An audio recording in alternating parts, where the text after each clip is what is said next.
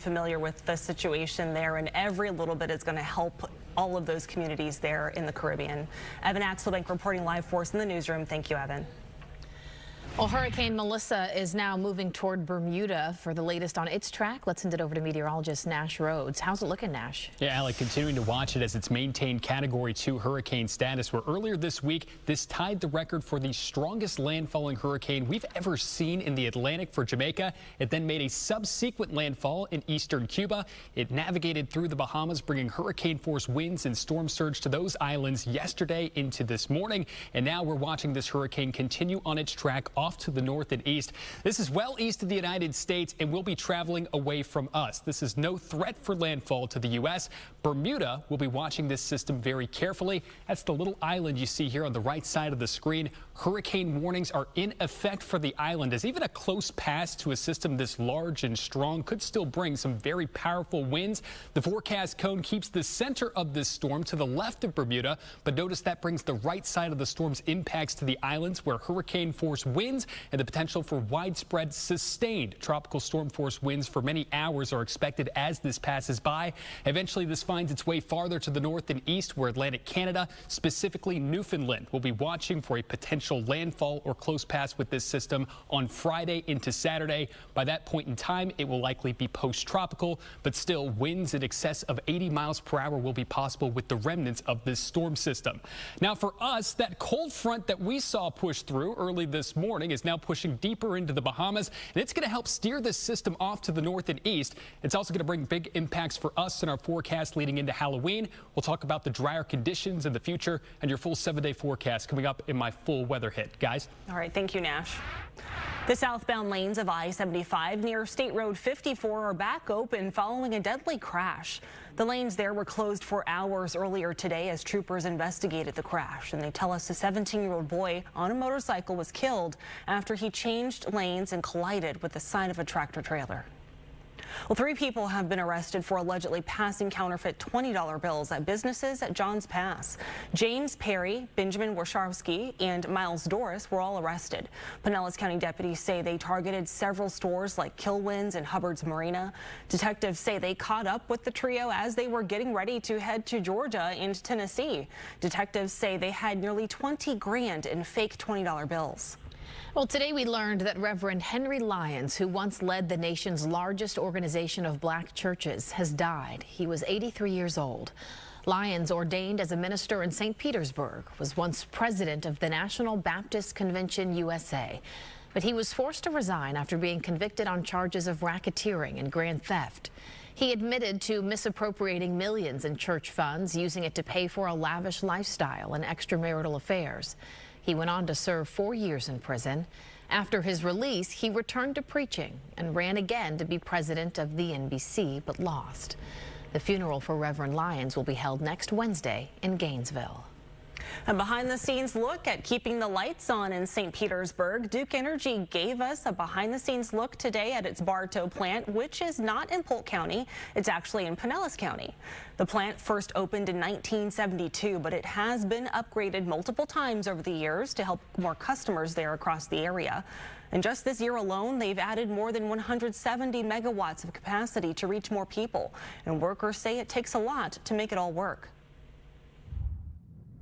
Watching pressures, temperatures, watching the gas turbines of what they're doing, megawatt output, basic functions of the plant, and ideally it runs along, and then when something happens you kind of bump it a little bit and get it going back the way you want it to go. Leaders say the updates are part of a larger effort here in the state to add more than 400 megawatts at more than half a dozen natural gas plants by the beginning of 2027. Well, this morning, a team of volunteers helped serve and renovate a local veterans village. James Cole Veterans Village in Hillsborough County was in desperate need of renovations. This property supports veterans who need transitional housing, clinical treatment, or any other service that might stabilize their lives. People from the Home Depot Foundation and Volunteers of America worked together on both the interior and exterior projects. Yeah, we're super excited, just beautifying this property for our veterans. It's going to be amazing, just in time for Veterans Day. We have some grills going in, as well as picnic tables. So just knowing people on the outside are also thinking of them and providing a place of dignity to live and get back on their feet, it's indescribable, to be honest. The volunteer groups say they will continue to do projects like this to ensure veterans have safe and secure housing. Local high school students will soon say ciao to Rome. This morning, Steinbrenner High School received a prestigious invitation.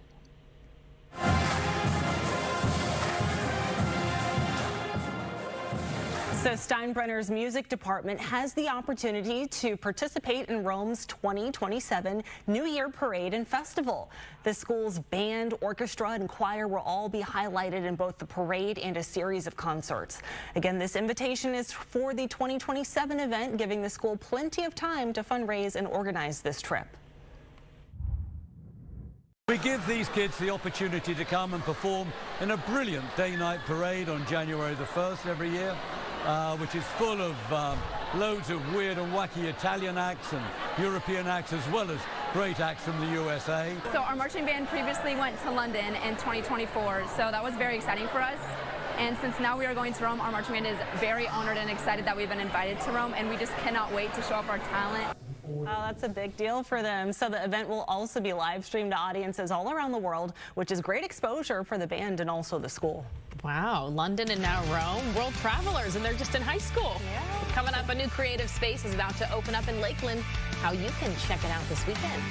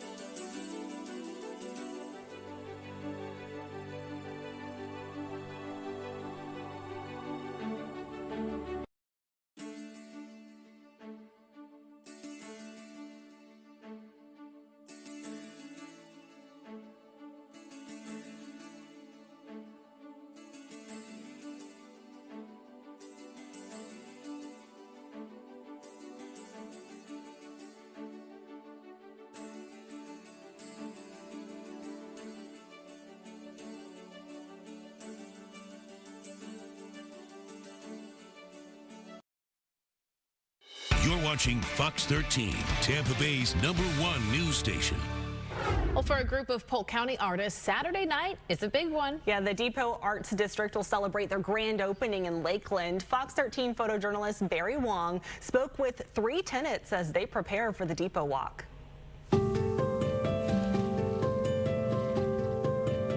Lakeland has needed a centralized art community.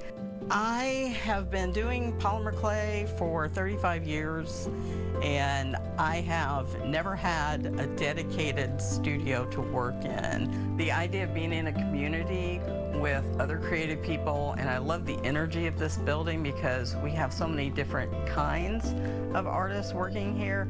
It turns out multiple people had the same vision for Lakeland, and just to see this become a reality has been really awesome. Goes 2, 3, 4, like that. Good. There you go. I just really enjoy helping others to kind of move from point A to point B with their music and love for art.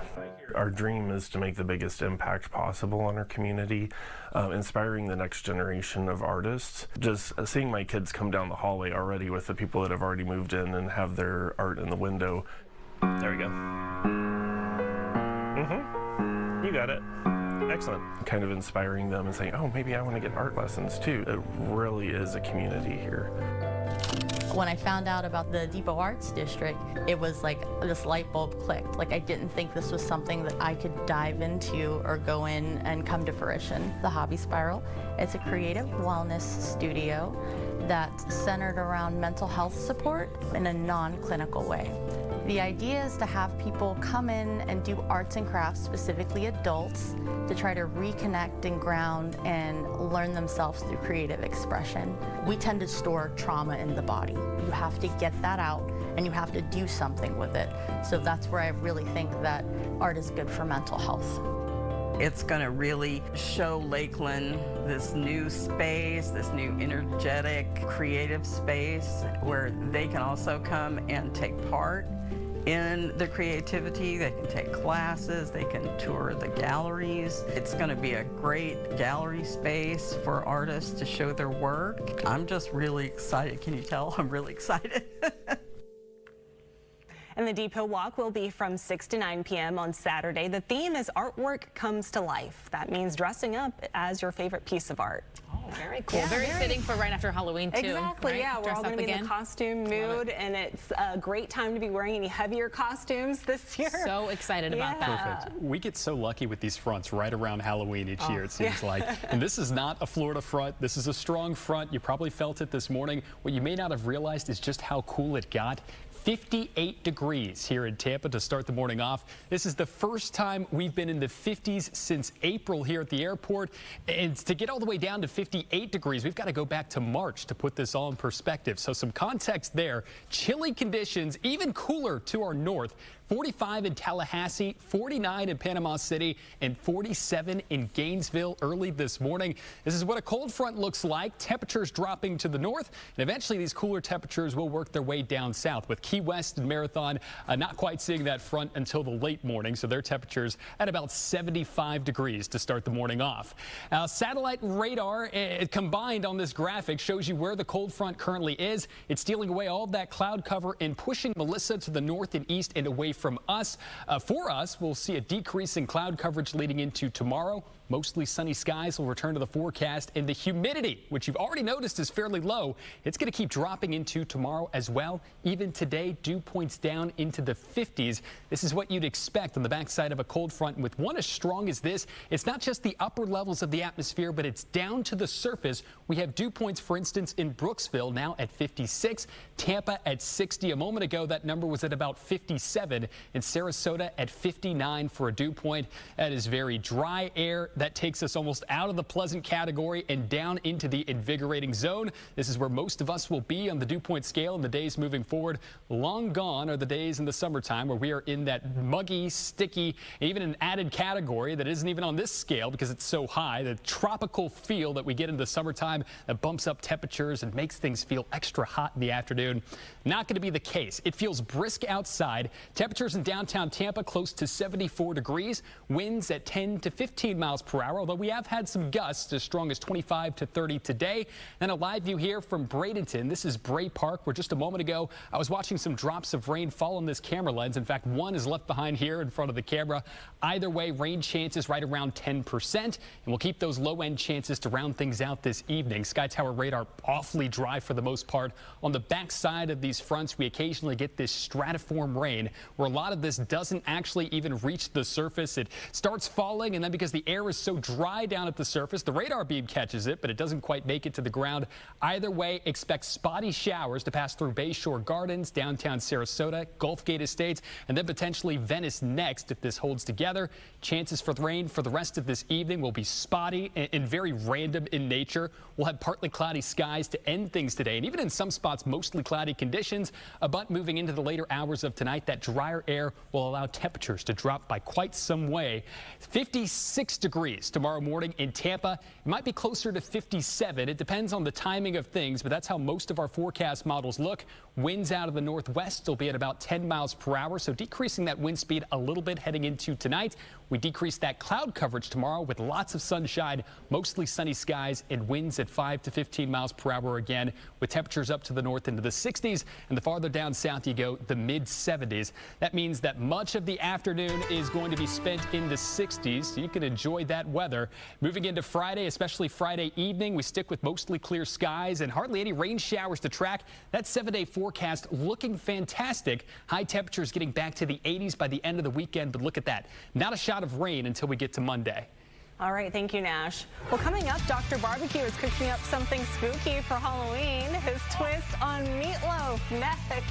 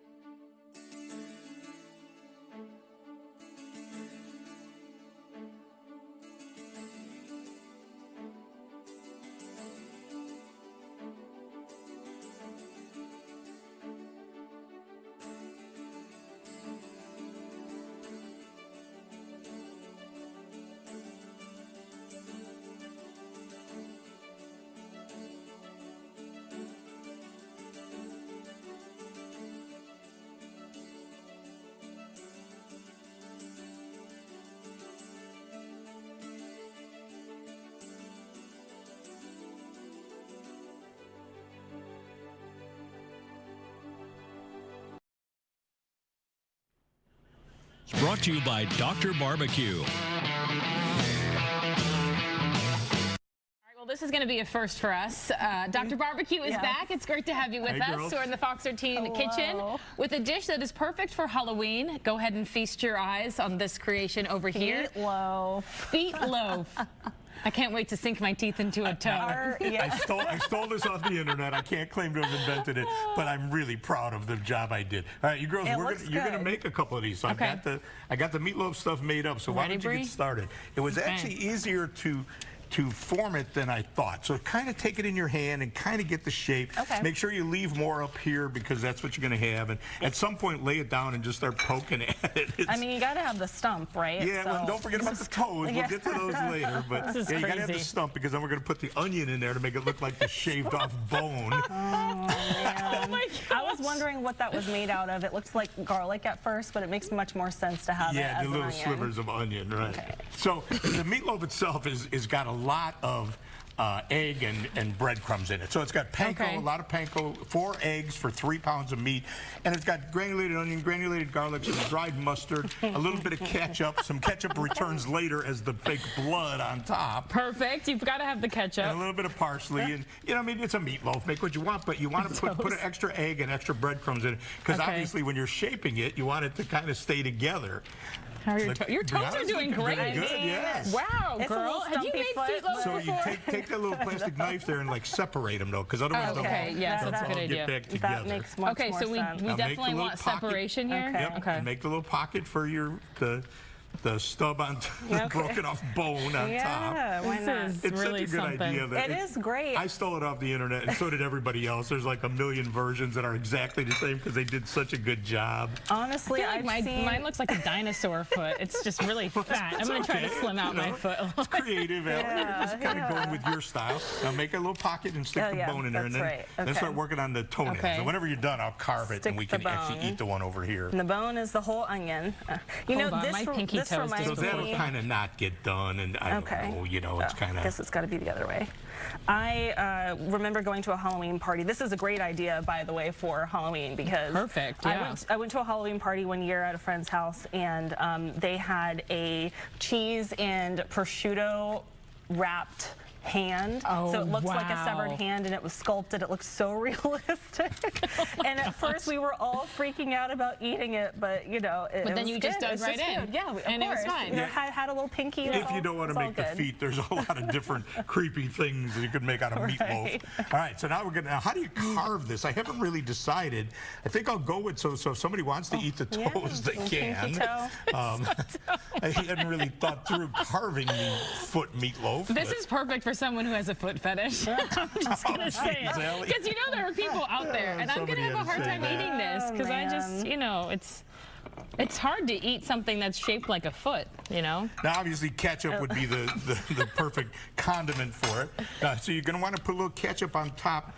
It stayed nicely, too, like around the severed bone part. So you're cooking it with the Ellie, you ketchup want on some? it? Yeah. Oh. Yeah, I put some more on later, too. Just to give it a little more flavor?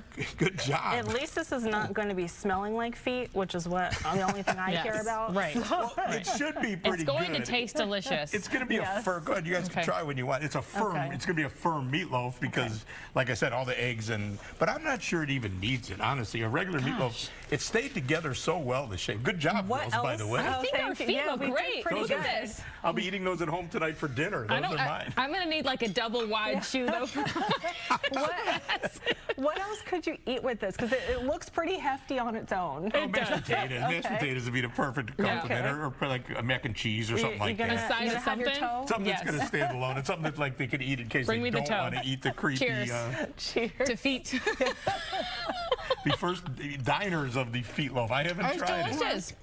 It's really good. I mean, it's meatloaf, so it should be pretty good. Cook it for about an hour. 350, cook it for about an hour. Okay. It was really much easier than I thought it was going to be, and it's such a fun idea. Oh, Dr. Barbecue, this was definitely a special treat for us. Yes. We love Halloween. I love the sculpture and everything. It's very, very creative. Good job on you guys. Listen, anybody can do this. We just did it. You can do it. If you want to check out more recipes and Dr. Barbecue spices, you can go to drbarbecue.com. We'll be right back.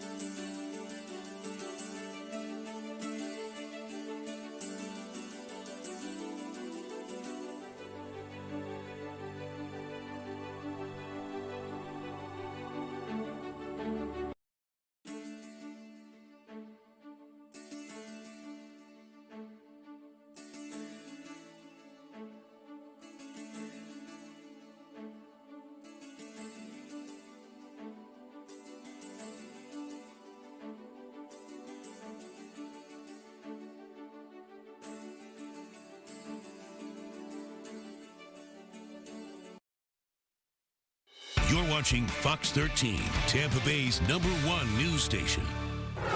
Welcome back. I'm Allie Corey. And I'm Brianna Redondo. President Trump announced the U.S. will resume testing its nuclear weapons. The president posted this online, quote, "Because of other countries' testing programs, I have instructed the Department of War to start testing our nuclear weapons on an equal basis." North Korea is the only country to test nuclear weapons over the past 2 decades. The U.S., China, and Russia all stopped in the 1990s. But last week, Russia tested a new long-range cruise missile capable of carrying nuclear warheads. Despite his order to the Pentagon, Trump is still advocating for denuclearization. It's something we are actually talking to Russia about that, and China would be added to that if we do something. For the two leading economies of the world to have frictions. A Chinese spokesperson urged the U.S. to refrain from any nuclear tests, while a Kremlin spokesperson said that if any country resumes warhead testing, Russia will respond accordingly. President Trump is back in Washington after a busy few days in Asia, where he locked in more trade and investment deals and met with Chinese President Xi Jinping. The two leaders agreed to ease trade tensions. The president says the U.S. is lowering tariffs on Chinese imports after they reached agreements on fentanyl, U.S. soybeans, and China's rare earth minerals. A much-needed de-escalation is in their up-and-down trade war. It is normal for the two leading economies of the world to have frictions now and then. I'm ready to continue working with you. I thought it was an amazing meeting. He's a great leader of a very powerful, very strong country, China. President Trump says he plans to visit China in April, and Xi is expected to visit the U.S., but no date has been announced yet. The government shutdown is approaching the 1-month mark, and with no end in sight, money for federal food assistance programs known as SNAP, that is set to run out this weekend. Fox's Olivia Nakamis is in Illinois, where she spoke with people who rely on this program. I really need the extra for food because by the time I pay all the bills, there's really nothing left. Lisa Weaving is part of the 15% of Illinois residents who rely on food assistance. She's in cancer remission and can't work right now. She lives in a building with older adults and others on disability. The entire building right now is in an uproar because they don't know where they're going to get their food from. Yes, we have the bread line across the street, but that's only one meal a day. She says their plan, get help anywhere they can. They're going to go to more pantries, but the problem is the pantries are going to be overran.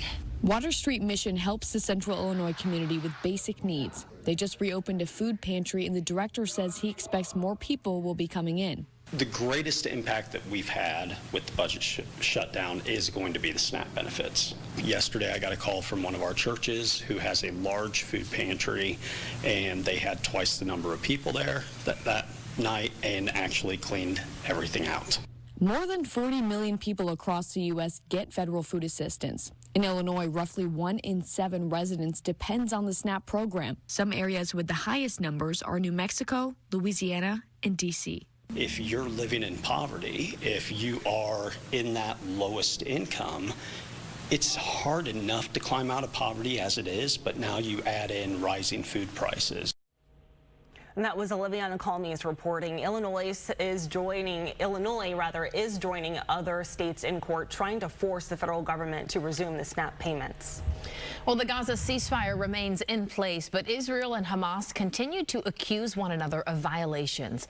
As Fox's Trey Yingst reports, it comes as the Trump administration pushes to finalize plans for an international security force in Gaza. After reaffirming its commitment to the ceasefire, Israeli troops struck a weapons storage site in northern Gaza. The IDF says it was intended for use in an attack on Israeli troops. Prime Minister Benjamin Netanyahu says his country is committed to achieving a different Gaza, but also retains the ability to remove immediate threats. This is something that is accepted, and we are also doing it, and it is important. It is a fundamental component. But the ceasefire remains fragile. This week, Israel accused Hamas of faking the discovery of some hostage remains, calling it a violation of the agreement. That point of getting our son back is not going to be a happy moment. We will have to bury him. We will have to start our own grievance, and it's going to be tough.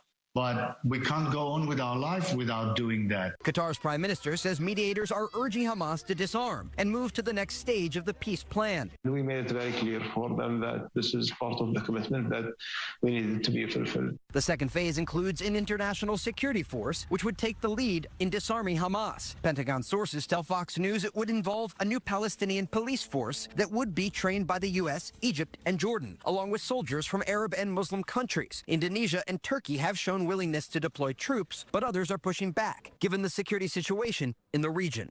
This could present a political problem for Israel, which has said it will not allow any Turkish military presence in Gaza.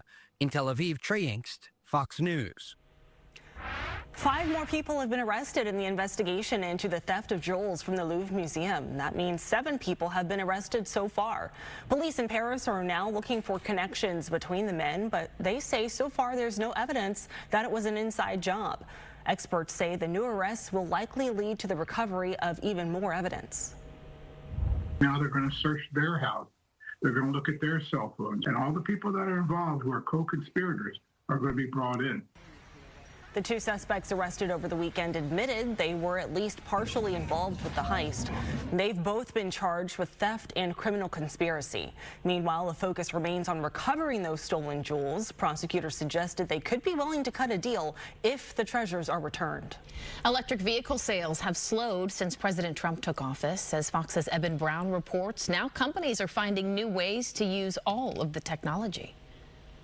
The start of the Trump administration marked the end of government support for electric vehicles. The mandates, the tax credits, and subsidies are now a thing of the past, but that doesn't mean the technology created for EVs is now useless. You've got high-speed power electronics, you've got multiple sensors, you've got battery capacity, you've got a lot of core technology that was developed for higher volume. And so now that's being repurposed. A big part of repurposing is finding new ways to use all that battery technology. Some companies are now adapting it as backups to power grids, feeling the strain from AI data centers. It makes more viable energy alternatives using the extra capacity developed for EVs. One company, Asai Kasei Microdevices, is even finding new age tech uses for their highly sensitive radar technology. Using, for example, millimeter wave radar that was originally designed for in-cabin can now be used for fall detection in bathrooms or coming out of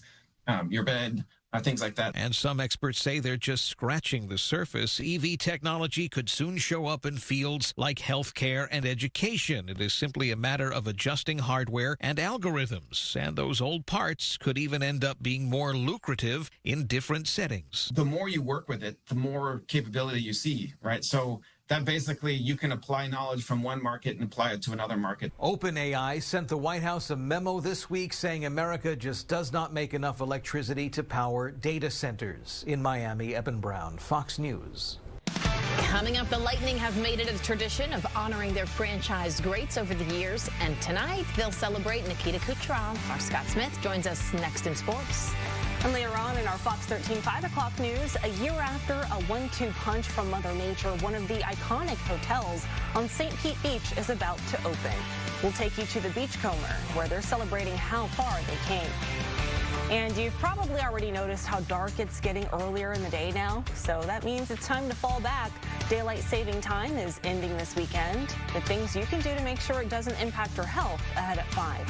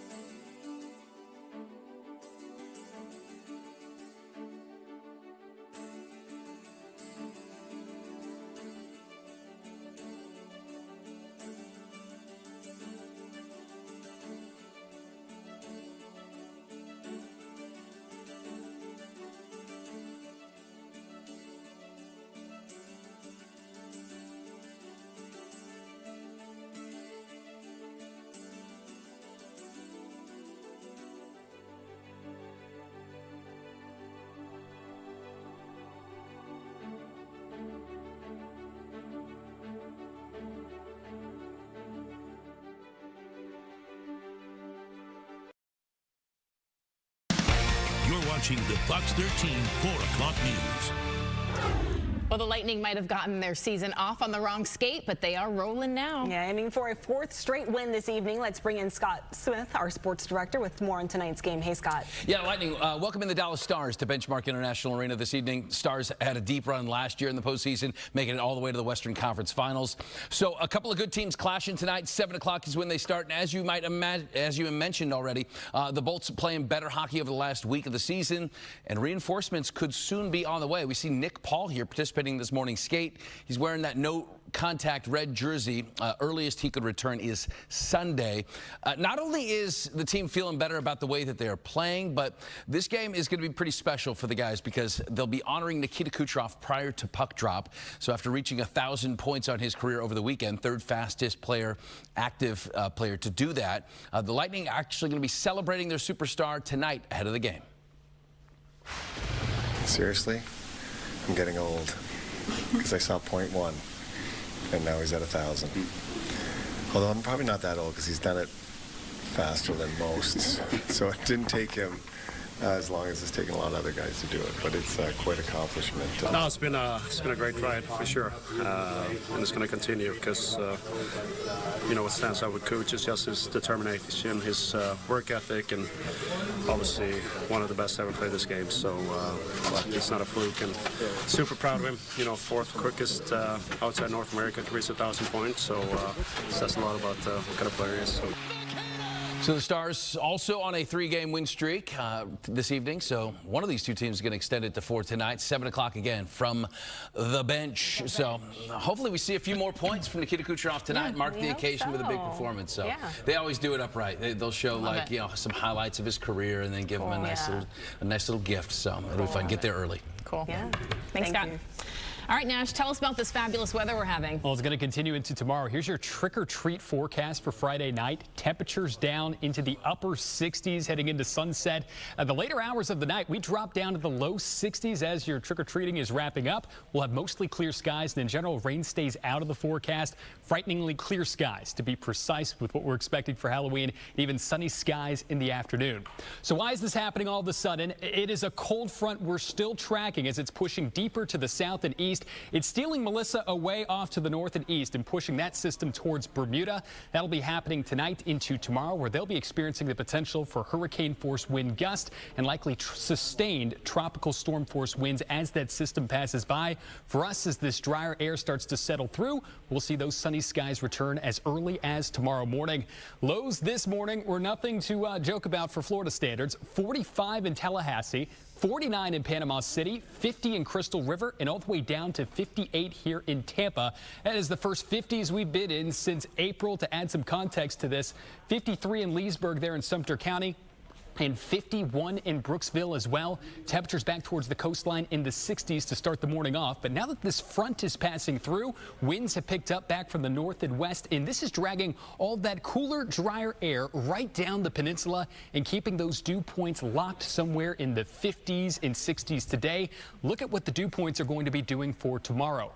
They get down to the 50s and 40s here in Tampa. That's going to make things feel incredible, especially heading into the weekend. And it's going to take a little bit of time for them to rise back into the low humidity tier. That'll be by the beginning of next week's forecast. But until we get there, we'll likely just be focusing on the gusty winds and mostly sunny skies. We have one of those two things for now here in Holiday. That flag picking up a little bit. Right now, winds are out of the north and west, sustained between 15 to 20 miles per hour, making for some choppy conditions in our bays and inland waters. It's not going to be the case tomorrow as winds start to deteriorate just a little bit. Serrano Beach for now with partly cloudy conditions. I think this is going to be prime viewing tomorrow on the sky camera with plenty of sunshine to be found up and down the coastline. Even today, we're tracking some spot showers back along I-75 south of downtown Tampa in St. Pete. These are on the backside of a cold front. This is stratiform rain, so just a drizzle is all we're anticipating from this. These will be in and out before you know it, and not going to help with the drought situation very much, if at all, for most of us. Futurecast does show low-end chances of rain just meandering around into the later hours of tonight, but by tomorrow, we will be rain-free. That rain-free forecast sticks with us for Saturday and Sunday, and all of your outdoor activities for this weekend completely fine. A few more clouds into the afternoon for each of those days, Saturday and Sunday, but overall, we're going to keep rain out of the forecast until Monday of next week. Now, tonight, temperatures could get even cooler if you believe it. 47 in Crystal River, 49 in Bayport, and 48 in Dade City. We go now down south into Pinellas and Hillsborough County with more 50s and 60s to be found. Slightly warmer back towards the coast.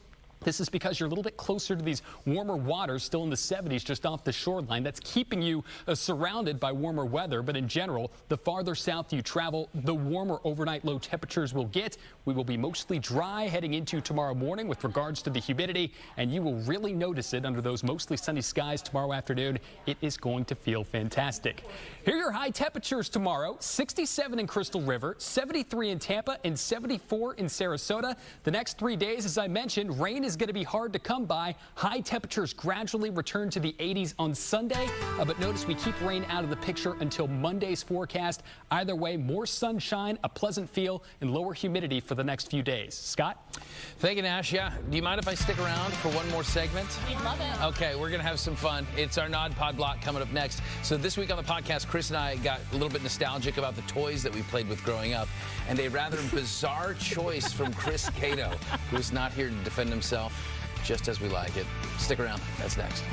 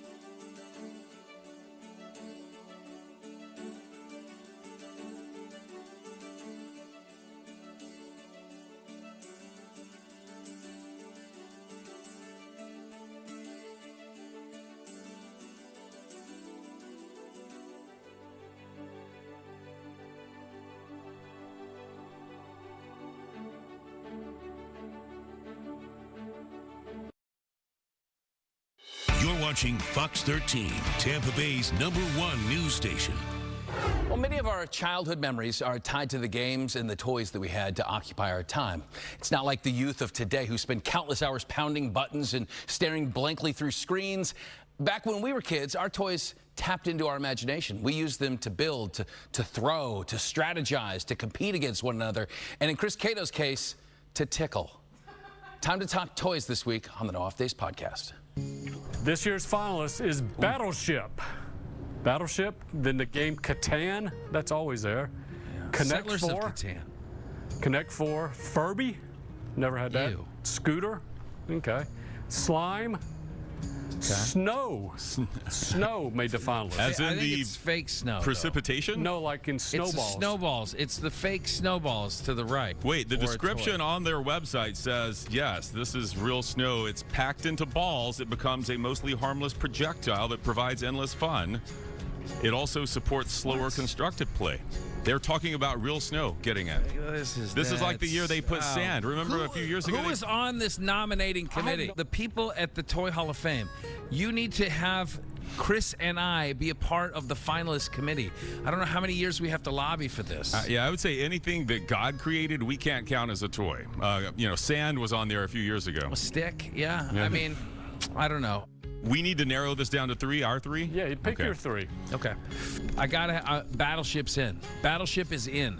Is this a first time nominee? First time ballot? It is. I think Battleship is. I got to have... Wait, let me go now so you don't take all the good ones. I'm going to go... this is going to sound weird, but you have to admit it was a game changer when it came along. Everyone had to have it. I didn't have it. I was kind of deprived, but Tickle Me Elmo. Ew. Like that, it was a game changer. What? Yeah, remember Why are you acting like this was your era? Tickle Me Elmo? Oh, that was a joke. You were an adult. Exactly, that was a joke. That's why I didn't have one. But you guys know what I'm talking about. You have to admit that that was such a hot thing. No, that's disturbing that that's your first because selection. It was such an iconic. All these toys. Yeah, it was such an iconic toy. It's not iconic. It is. Ask anyone who's 10 years younger than you. It's like a joke. It's like Tickle Me Elmo's like a joke. Elmo was not a joke. He wanted to be tickled, and he was friendly, and he brought joy to a lot of children and maybe some adults. I think it set off it was the creepiest toy ever. Maybe Furby is second to Furby's really creepy. You know what? I did have a Furby briefly. It was way too bossy. It was way too bossy. He had a Furby and a Tickle Me Elmo. I never got. I told you I never got Tickle Me. I asked for it. I never got it. When he was 35 when they came out. The Furby was too demanding. It wanted you to feed it at certain times. Feed me, Chris. Yeah, it was always. You're a bad owner. I want strawberry pretzel salad. Yeah, Elmo's getting too close to me. Okay. Is that just the right amount of cringe? Yeah. I don't know. You tell me. Does it sound like Chris was joking? No, he was very passionate about it. I think he kind of wanted one. Yeah. I think this Christmas, we know what to get for him for let's Christmas. pool our money. I don't know if they still produce these things. Let's get him a Tickle Me Elmo. And get Chris a Tickle And Me the other Elmo. one, the Furby. Do you guys remember the Tamagotchis? Yeah, I had one. I tried my hardest to keep them alive. On that list, if you had to pick one, which one?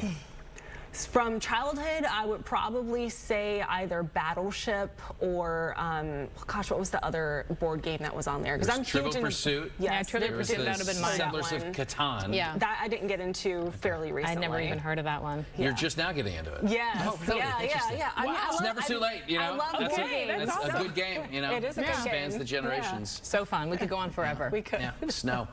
We also talked a little bit of sports too. We had 2009 Open champion Stuart Sink on the program, as well as the great Larry McReynolds. This is the championship race this Sunday in Phoenix. So a lot to talk about on this week's podcast. Fox13news.com/nodpod. Always a joy, Scott. Yeah. Still ahead, if you have kids, this news likely won't surprise you. The big milestone for the word 6-7.